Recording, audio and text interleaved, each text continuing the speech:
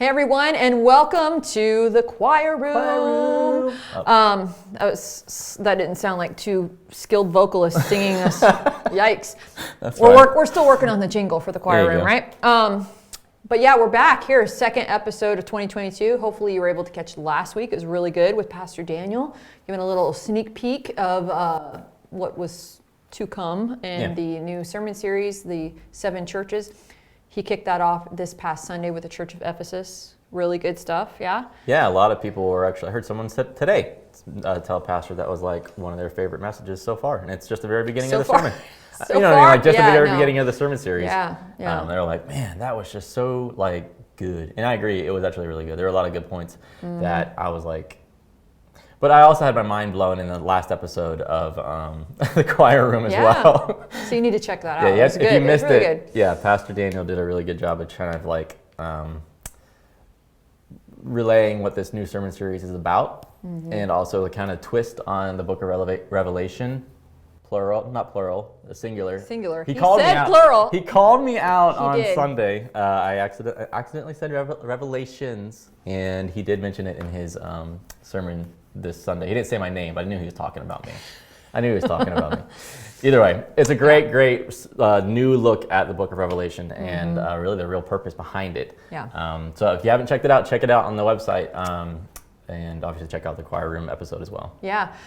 This week, he's talking about the Church of Ephesus and how, they're doing all these amazing things. They're doing all the things that a good church should do. They're ministering to people. They're doing all these great acts of service. They're doing what seemingly is what the church should be doing. But he said, in all of these great things that you're doing, you've lost your first love. And so what that does when you lose your first love, when you lose the passion and the fire, it essentially is making you just do things for the sake of doing them, right? Yeah. And when you do things just for the sake of doing them, eventually you lose the steam to even do them anymore. And he talked about something called low-grade burnout. And he referenced the book, and I haven't read it yet, but it's called At Your Best by Carey Nieuwhof.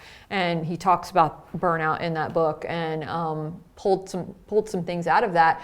In the midst of a series on Revelation, he's talking about low-grade burnout, but like when you lose your first love of whatever you might even be doing, but especially your first love for Christ and doing the work of the ministry or the work of the kingdom or working at a church or working in service to the church, when you lose that passion, it results in this low-grade burnout. And so he talked about the 6 guaranteed ways to burn out, and I think if you were watching that sermon today, something on that list had to get to you a little bit. So everybody got convicted in one way or another. Yeah, I mean, I think we all have something on there. But like even the number 1 was run and never walk.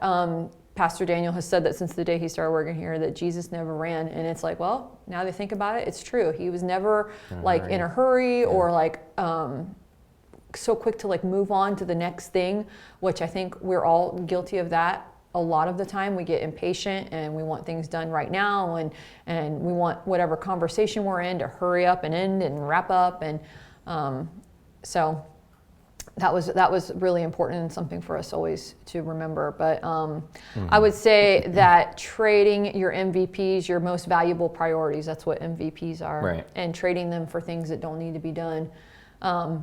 He always talks about drawing a circle, and that's probably been a really good guiding force for me as well in knowing what to say yes and no to. Because when you say yes to one thing, you're saying no to something else, right? So just remembering that when things want to take over your time, so even if it's your time with the Lord, right? You say yes to something or somebody or some other thing that's not as important, and then you end up saying no to your time with God, your devotion time or your just time to slow down. But any of those stick out to you, Joseph?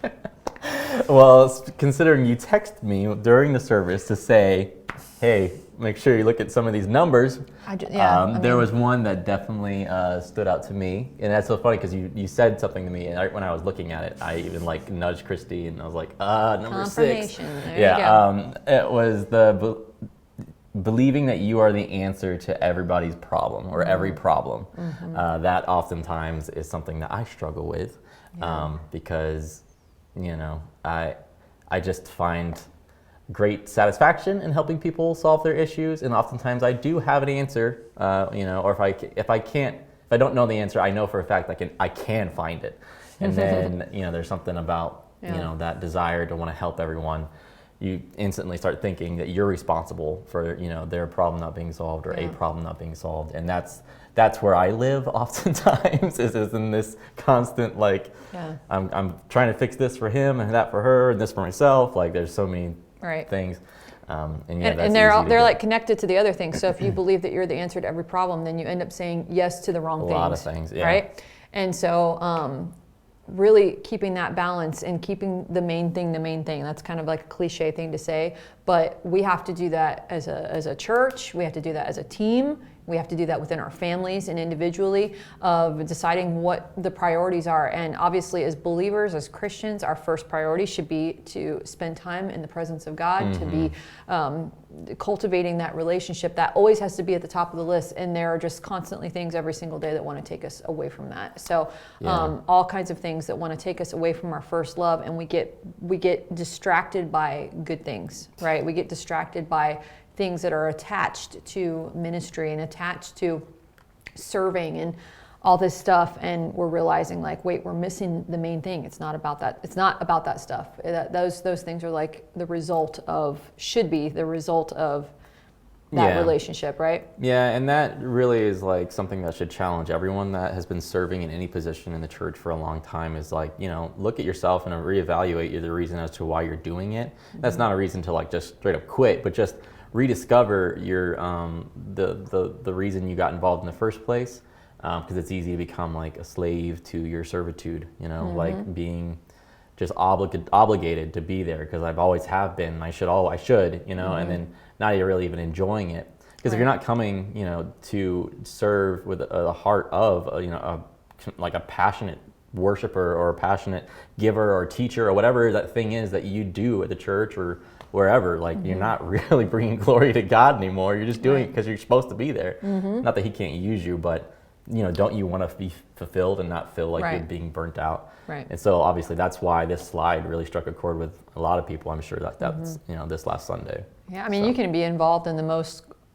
spiritual acts of ministry and still be missing the heart of it, and it become just a task. It becomes just a job, and we never want to get to that point. And sometimes you can kind of get a little even religious or self-righteous about the fact hey, I'm here every week and I've been helping in this ministry for years and I give of my time and I serve and I do all, and while all that's great, if our heart isn't doing it out of an abundance of a love and relationship for Jesus, then it's just busy work. It's just things that we do. And that is the thing that it said in that passage of scripture and Revelation, that you've done all these great things, but this is what I'm holding against you. You've lost your first love. So just a reminder to all of us to ask that why we do what we do, and to keep the main thing. So that's right. Yeah.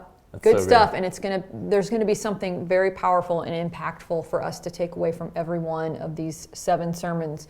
I've even already talked with Pastor Daniel a little bit about this upcoming service, I think, I want to say, I'm going to get it wrong. I think this week is Smyrna. The church of Smyrna, I think, is the next one. Anyway. I have to see the graphic. Right. I have to look at the logo. I know, I should know. But I do know the context of the message, and it's going to be very powerful and very challenging and very different from this week, because there's a whole other demographic and a whole other set of things that are being addressed in this particular church. So just be here on Sunday. Be with us, and have your heart open. We have a lot of things happening here at Grace that's so exciting. There's always something going on. There's always something for you to get involved in. We want to make sure that you know about it. So, of course, if you're watching this right now, make sure you share and tell people what's going on. We have Grace YA back this year for the first time in 2022 on January 30th. That Grace YA, and you need to tell when you're meeting people at church, when you're talking to people, if they're in that age group, 18 to 30, they're out of high school, they're kind of in that growing, finding themselves kind of phase in life, and it's not necessarily only for single people, but it's going to be different than like our young families ministry. It's kind of that transitional phase in life, maybe is the best way to put that. Obviously, anybody in that age group is welcome, but that's kind of the vibe of Grace YA. And they're going to be meeting on January 30th. It's just an opportunity for you to have a place to connect with people that are in that phase of life. Just like getting together with people with little kids, you feel comfortable because you understand that everybody's like right where you're at. Yeah, it's different. Right? Yeah, it's just different. Right, and so getting together with people that are in Grace YA, it's like they get it. They understand that place. So it's just that common interest, and it's just a great opportunity. So make sure that you tell somebody about that. And then water baptism is going to be back this year. If you have made a decision for Christ, you rededicated your life to Christ, that next step is water baptism. That's right. And it's a big step in your walk with Christ, and it's that public declaration that, hey, I've made a decision for Christ. I'm not ashamed of that, and I want the world to know the old me is gone. The new me has come up out of the water. That's what water baptism is all about. And if you want the opportunity to do that, we're going to be doing it on Sunday, February the 6th. You can go on the Church Center app and sign up for that right now. That's right. Yep. Also, so we talked a little bit about low-grade burnout. Right. And that's towards the people that have been serving for a really long time, or might not necessarily, people have lost their first love. But maybe there's people that are actually going to our church that haven't really had a chance to plug in and start serving at all. It's important that you are plugged in at the right place, in the right spot, doing the right thing, something that you're passionate about. And that's something that I feel like I've been, really passionate about just communicating since the day I started working here, to be honest, is that we, from the WCA side, the Worship Creative Arts Department, are encouraging, inspiring, people that want to get volunteer in our department, find the thing they're passionate about, because if you're passionate about that thing, then you're actually going to do it with your whole heart. And this is actually something that we've been planning coming up this next month. It's an event we're calling WCA Training Day, Worship and Creative Arts Training Day. It's a hands-on, practical day of training, as simple as that. Whether or not you're involved at all, you don't have to be involved at all. You can sign up and just come join and see what the Worship and Creative Arts Department is all about. But we really, really, really would love to expand our team in every sense of the word. Like whether you're wanting to be on the worship team, or you want to get into the production department and work with cameras or lighting or audio, we're going to be talking about all of it. Yeah. Everything. And breaking it down so that you understand why we do the things we do, and then also how we do the things we do. Because it's really easy just to show somebody how to do something and they just kind of run on autopilot and not really understand why they're doing it. Yeah, you need both. You need both why and how. Yeah, we don't want that. We want you to own that thing, own that position, like what you're doing, make big decisions on your own if you have to. Like, that's where I kind of live. That's where I want to see our department and our church go, that at any given time, there's somebody on the worship team or the production team that can just stop and say, oh, hey, this is why we do this thing. And this is why I do it a little differently, because my personal taste is this, because I know how it all works. Like having that ownership of that area. Yeah. So anyways, long story short, there's a really, really good opportunity for you guys coming up on February 12th. Yep, Saturday, February 12th. So this is Saturday. It gives us a little more time to put into this. We have a great team of people that are going to be involved, helping you, like, again, just really hands-on practical things that we don't even necessarily have the ability to cover, like on a Sunday or a Tuesday night rehearsal or something like that. And it gives you the opportunity to like just sit in on something and say, is this something I'm interested in? And then to try something else out. So we're doing this in kind of like groupings of sessions. So it looks like we have 4 sessions all together, and some sessions happening simultaneously that are kind of like really different from each other, so that you can go to one and then you can go to another. You could potentially go to 4 different sessions, and like for the whole time. We're going to break it up with lunch in between. It's not going to take your entire day, but it gives us enough time to really like get into some stuff. Gives you the chance to ask some questions. Yeah. So and I don't think a lot of people realize what worship and creative arts really does oversee and what we're involved in. And really what we're talking about here is just things that are directly affect Sunday. Right. We're not talking about all the stuff that worship and creative arts does during the week. That's a whole other deal.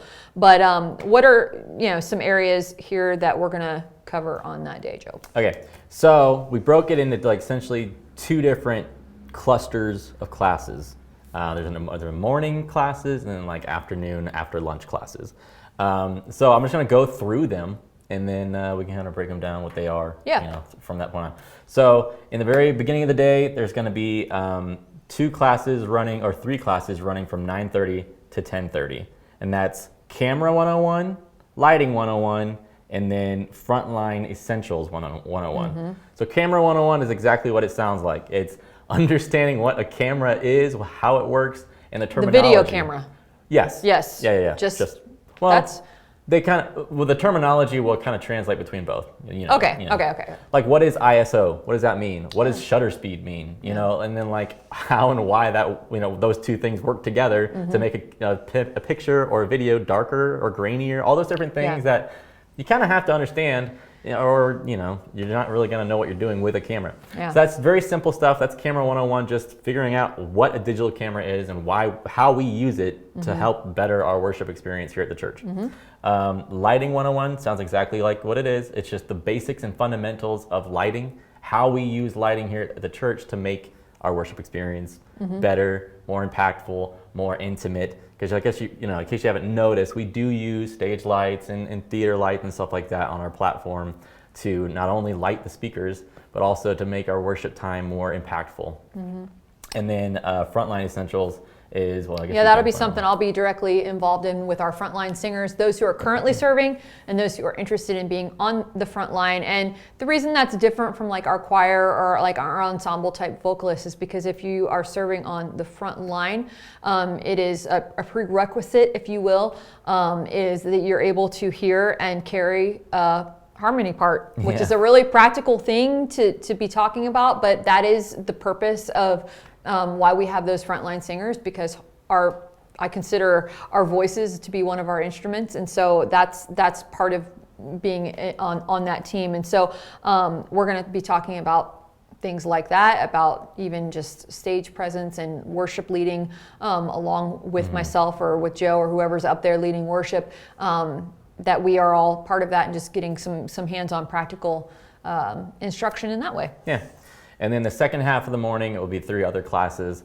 That would be Pro Presenter training, which is just Pro Presenter. If you don't know what that is, it's essentially a software that we use at the church to display graphics on the wall, whether it be videos or lyrics or just pastor sermon series announcements, anything like that. All the stuff that you see on the cool projectors and even on the live stream whenever we cut the videos and stuff, that's all working from one computer. There's an operator there that is really closely connected with the service manager for the day, and they're behind the steering wheel for the whole church. I mean, it's really a very, very vital role, and takes a very special person to be in that position. And we have a lot of people at the church that I think could own that position well. They just have never even been exposed to it. So if that sounds like something you might be interested in doing, or maybe you've done it at your old church, but it wasn't to the scale of what we do here, and it seems kind of intimidating. This would be the time just to see it. Yes. I've met so many people that are like, oh yeah, I used to run lyrics at my old church. And they're like, okay, then why aren't you involved? But they're just like, well, you guys do a lot more. It's not as crazy as it sounds. Anybody can learn. Yeah, anyone can learn it.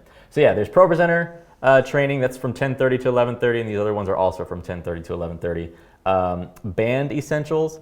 That's essentially what it means to be on the band on the worship team. Ideally, that'd be for musicians that want to get plugged in, just to learn the culture of our band, how we flow, what we do. We'll bring in Carlos if we can. He's our band director here at the church, and we'll just kind of get a good understanding of like how the worship band blends together, how our dynamic, and what's expected if you want to join the band here at Grace World. And then the last one is Audio 101. This is a big one for me. It's just understanding the ins and out of the audio system here at the church, and just some fundamentals when it comes to mixing a room, mixing a live worship service, and just understanding the terminology, because these are all just fundamentals. The morning time of that day is all just fundamentals, basic knowledge, getting your feet wet, and then we'll have lunch, and then there's the whole afternoon set of classes, which is like we're going to get down and dirty. We're going to get into it. And that's where it really, really, really, if you want to stick around, if you decide this is for me, or maybe you were already on the team and you didn't come to the one-on-one classes and you just want to come to the practical training, that's fine too. But this is where we want to just take everything we've learned from the morning classes and just see how they actually apply. Yeah. And so the classes that we're doing in the morning, same setup. We're breaking it into 2 different segments. One from 12:30 to 1:30, and then another group of classes from 1:30 to 2:30, and that'll be the end of the day. 12:30 to 1:30, we have 1, 2, 3 classes. Live camera operators, that's the guys that you guys see every Sunday morning. There's multiple people on cameras, tripods. You even see the, what's it called? The jib, the big swinging arm with the big camera on it flying around. All that camera operator stuff. If you've taken the Camera 101 class, you now understand all those terms and settings and stuff. We're actually going to go into the dome. We'll fire up all the lights, turn on all the cameras, and let you guys kind of take it for a test drive, see how they work. You'll get hooked up to a headset. You get to hear Mr. John talking to you through the headset saying, camera 1, do this, camera 2, do that. It's just kind of like a cool way to get used to how that works. And then the next one is Service Manager Essentials.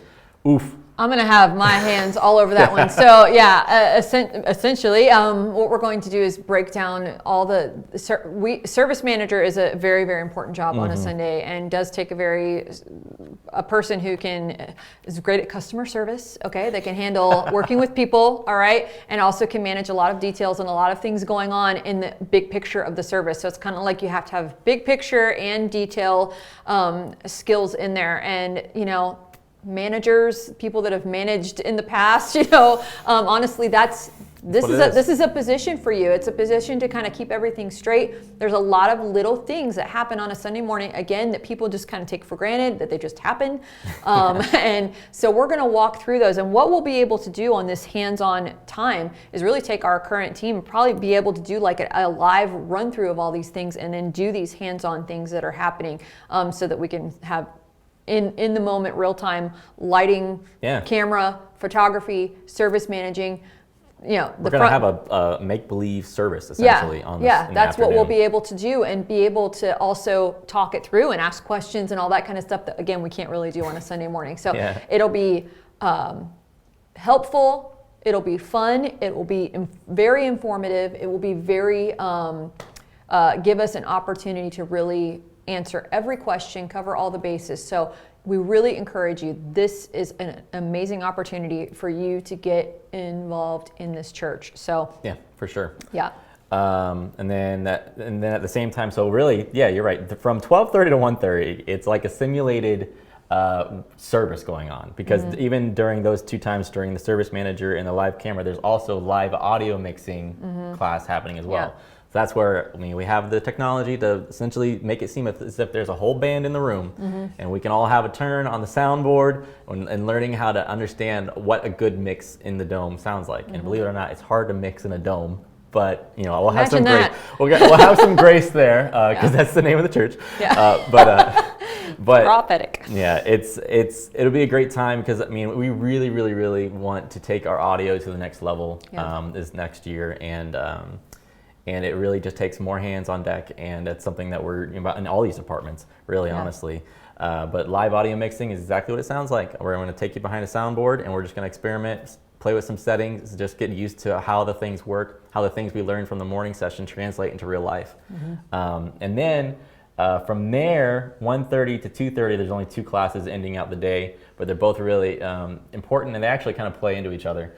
One is we're calling real world photography.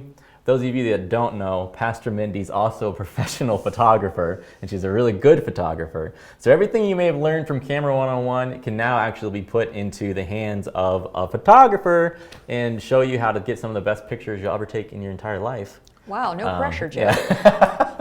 But it's exactly what it sounds like. It's real world photos.